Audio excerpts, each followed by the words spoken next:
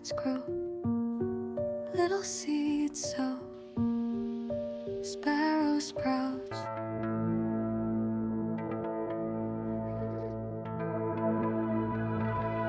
Are you feeling lost and alone, like no one sees or hears you?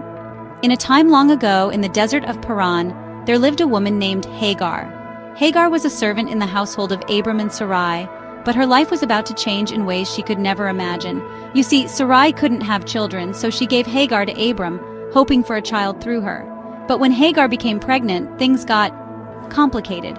Sarai grew jealous and treated Hagar harshly, so Hagar ran away into the wilderness. Can you imagine how scared and alone she must have felt?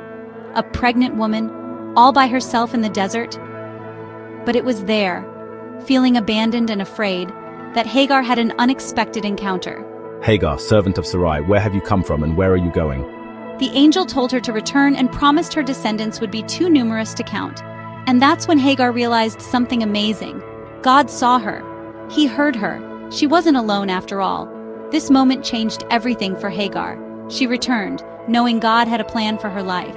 Hagar gave birth to a son, whom Abram named Ishmael. But this was just the beginning of their story. Though challenges lay ahead, Hagar knew that she and Ishmael were never truly alone. God saw them, heard them, and had a plan for their lives.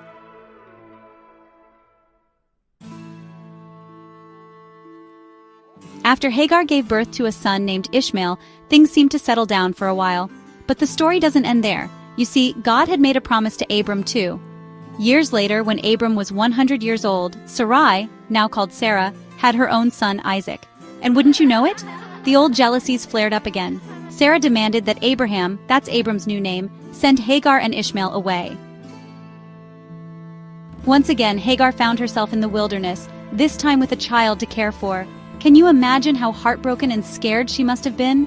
But remember, God had made her a promise, and God always keeps his promises. When their water ran out and all seemed lost, Hagar put Ishmael under a bush, unable to watch him die.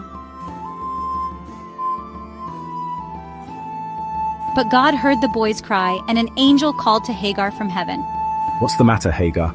Do not be afraid. God has heard the boy crying. Then God opened her eyes and she saw a well of water nearby.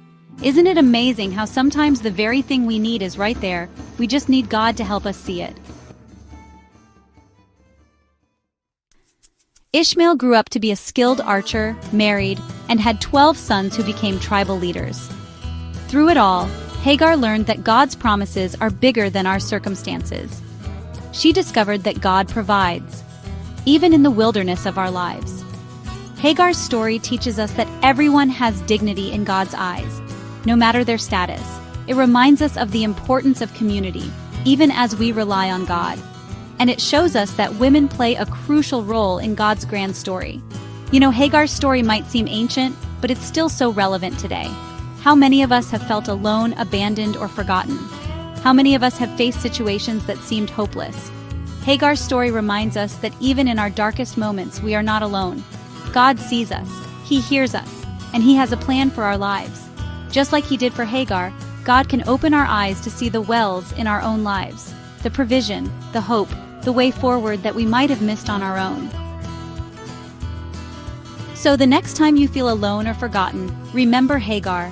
Remember that you too are seen and heard by a God who cares, and who knows, your story of faith and perseverance might just inspire others, just like Hagar's has for thousands of years.